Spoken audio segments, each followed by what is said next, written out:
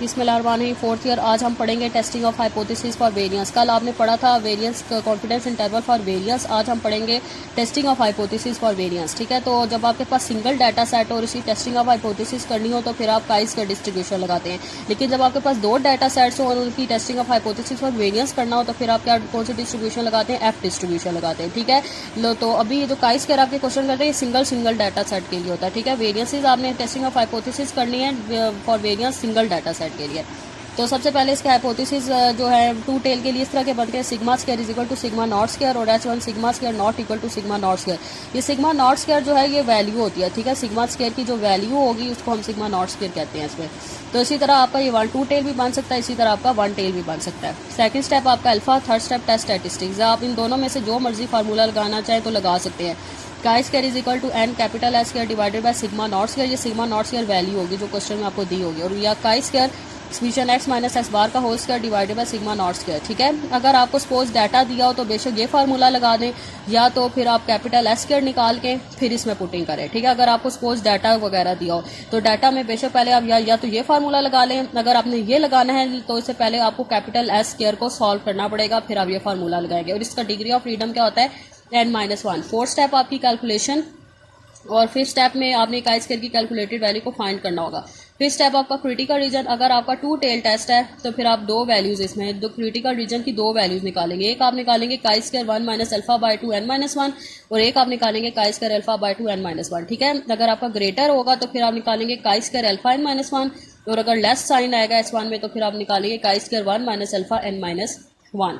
Six step आपका होगा conclusion. तो कंक्लूजन में अगर आपका नॉट इक्वल है तो नॉट इक्वल का कर्व इस तरह का बनेगा। ठीक है, ये जो पॉइंट होगा इसमें chi square 1 minus alpha by 2 v आएगा और इस पॉइंट पे आपका काई स्क्वायर अल्फा बाय 2 वी आएगा। ये आपका रिजेक्शन रीजन है, और इन दोनों के मिड में अगर आपकी कैलकुलेटेड वैल्यू लाई करती है तो ये आपका एक्सेप्टेंस रीजन है। ठीक है, लेकिन अगर आप जब वन टेल से करेंगे, जब आपका हाइपोथेसिस वन टेल का होगा तो फिर आप सिंपल बड़ी छोटी से कंपेयर करके कर ले, इसका कोई ग्राफ नहीं है। ठीक है, वन टेल का कोई ग्राफ नहीं है, इसको बस कंपैरिजन से चेक कर ले। अगर काई स्क्वायर ये टू टेल के लिए ग्राफ बना ले, लेकिन वन टेल को कंपैरिजन से चेक कर ले। अगर आपकी काई स्क्वायर की कैलकुलेटेड वैल्यू छोटी है काई स्क्वायर की टेबुलेटेड से तो एच नॉट एक्सेप्ट होगा, लेकिन अगर आपकी काई स्क्वायर की कैलकुलेटेड वैल्यू बड़ी है तो आपका काई स्क्वायर की टेबुलेटेड से तो आपका एच नॉट रिजेक्ट होगा। अब हम एक इसका न्यूमेरिकल देख लेते हैं ताकि आप इसके क्वेश्चन सॉल्व कर सके। इसमें आपको डाटा दिया तो उसमें आपको n25 दिया हुआ था, कैपिटल एस स्क्वायर 12.6 दिया हुआ था, सिग्मा स्क्वायर 20 दिया हुआ था, और इसमें वो कह रहा था कि आपने हाइपोथेसिस भी करना है और कॉन्फिडेंस इंटरवल भी करना है, 90% कॉन्फिडेंस इंटरवल। ठीक है, तो सबसे पहले इसके जो हाइपोथेसिस सिंपल टू टेल ही बनेगा, H naught sigma square is equal to 20 और H1 sigma square not equal to 20। Second step आपका alpha, third step test statistics, और फोर्थ स्टेप कैलकुलेशन। आप इसमें पुटिंग करें, एन आपका 25 है, कैपिटल एस स्क्वायर 12.6 है, और सिग्मा नॉट स्क्वायर आपका क्या है 20। ये जो ये वैल्यू है ये सिग्मा नॉट स्क्वायर ही होती है, तो सिग्मा नॉट स्क्वायर के आपको 20 दिया हुआ है। तो उसको सॉल्व किया तो काई स्क्वायर की कैलकुलेटिव वैल्यू आपके आगे 15.75।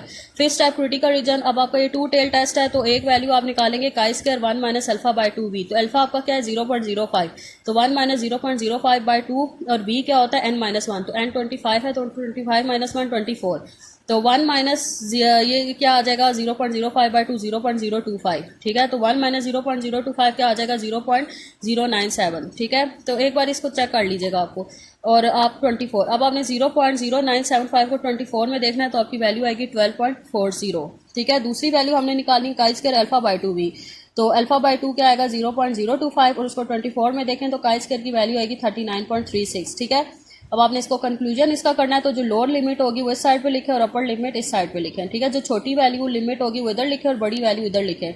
तो ये आपका रिजेक्शन रीजन है, और ये दरमियान वाला इन दोनों के बीच में जो लाई करेगा ये एक्सेप्टेंस रीजन है। तो आपकी जो कैलकुलेटेड वैल्यू थी 15.75 वो एक्सेप्टेंस रीजन में लाई करिए, तो आपका एच नॉट क्या होगा एक्सेप्ट होगा। लेकिन जब आपका वन टेल बनता है तो वन टेल में आप बेशक छोटी बड़ी से कंपेयर करके रिजल्ट लिख दें। अगर काई स्क्वायर की कैलकुलेटेड वैल्यू छोटी हो टेबुलेटेड से तो आपका एच नॉट एक्सेप्ट होगा, अदरवाइज रिजेक्ट होगा। जब आप इसका कॉन्फिडेंस इंटरवल भी निकालें, बहुत सिंपल है, जैसा कल मैंने आपको समझाया था, इसी बेस पे आपने कॉन्फिडेंस इंटरवल भी करना है। तो अब आपकी ये डायरी है, इसके 17.5 टू 17.12 ये आपने क्वेश्चंस करने हैं कॉन्फिडेंस इंटरवल हाइपोथेसिस के, confidence interval for sigma square and hypothesis for sigma square करने हैं। बहुत इजी क्वेश्चन है, अगर आप समझ नहीं आती तो आप मुझसे पूछ लें। और आपने जो क्वेश्चंस नहीं करने वो नोट कर लें, 17.13, 17.14, 17.15 और 17.16 ये नहीं करने। आगे फिर जो फर्दर हम आगे बढ़ते जाएंगे, आगे भी मैं आपको बताती जाऊंगी कि आपने कौन कौन से नहीं करने। और जो आपने टॉपिक्स नहीं करने, फिशर अप्रोक्सीमेशन का एक फिशर अप्रोक्सीमेशन का एक टॉपिक होगा टेबल के साथ, काई स्क्वायर का टेबल दिया होगा, उसके साथ फिशर अप्रोक्सीमेशन का टॉपिक होगा।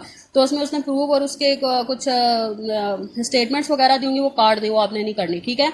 इसी तरह 17.4.2 ये भी नहीं करना, इसको भी काट दे। 17.5 जो कार्ड पर्सन अप्रोक्सीमेशन है, ये भी आपने नहीं करना, ठीक है। तो आज आप इसके क्वेश्चंस कंप्लीट करें, कल इंशाल्लाह हम पढ़ेंगे chi square for multi nominal distribution. Most important topic है, इसके क्वेश्चंस बहुत आपके रिपीट होके आते हैं। तो अगर आपको कुछ समझ नहीं आती तो फिर आप मुझसे पूछ लें और मुझे चेक करवाएं, सब चेक करवाएं। अल्लाह हाफिज़।